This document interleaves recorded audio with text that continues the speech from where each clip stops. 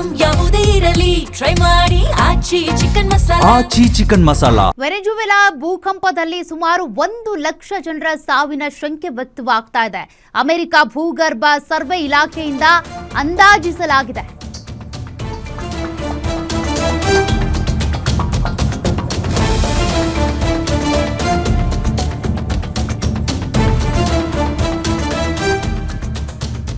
ಹತ್ತು 20 1,000 2,000 ಅಲ್ಲ, 1 ಲಕ್ಷ ಜನ ಮೃತಪಟ್ಟಿದ್ದಾರೆ ಅನ್ನುವಂತ ಅಂದಾಜಿದೆ.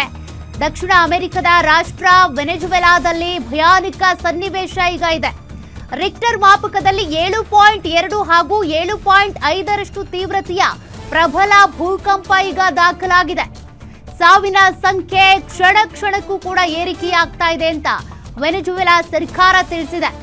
ಹೀಗಾಗಿ ಸಾಗರ ತೀರದ ಕರಾಕಸ್ ನಗರದಲ್ಲಿ ಸ್ಮಶಾನ ಸದೃಶ ವಾತಾವರಣ ನಿರ್ಮಾಣ ಆಗಿದೆ. ಸಾವಿರಾರು ಬಹು ಮಹಡಿಗಳು, ಆ ಕಟ್ಟಡಗಳು ಧರಾಶಾಹಿಯಾಗಿರುವಂತಹ ದೃಶ್ಯಗಳು ಬೆಚ್ಚಿ ಬೀಳಿಸ್ತಾ ಇವೆ. ಮಕ್ಕಳು ಮತ್ತು ವೃದ್ಧರೇ ಹೆಚ್ಚಿನ ಪ್ರಮಾಣದಲ್ಲಿ ಸಾವನ್ನಪ್ಪಿರುವಂತಹ ಸಾಧ್ಯತೆ ಇದೆ.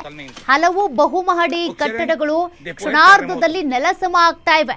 ಕಟ್ಟಡಗಳ ಒಳಗಿರುವ ಜನರನ್ನ ರಕ್ಷಣೆ ಮಾಡೋದಕ್ಕೂ ಕೂಡ ಆಗದಂತ ಸನ್ನಿವೇಶ ಈಗ ಅಲ್ಲಿ ಕ್ರಿಯೇಟ್ ಆಗ್ಬಿಟ್ಟಿದೆ.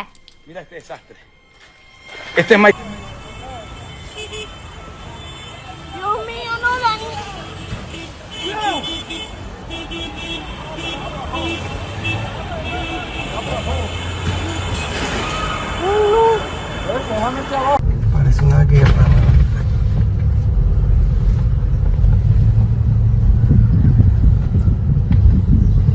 Parece una guerra.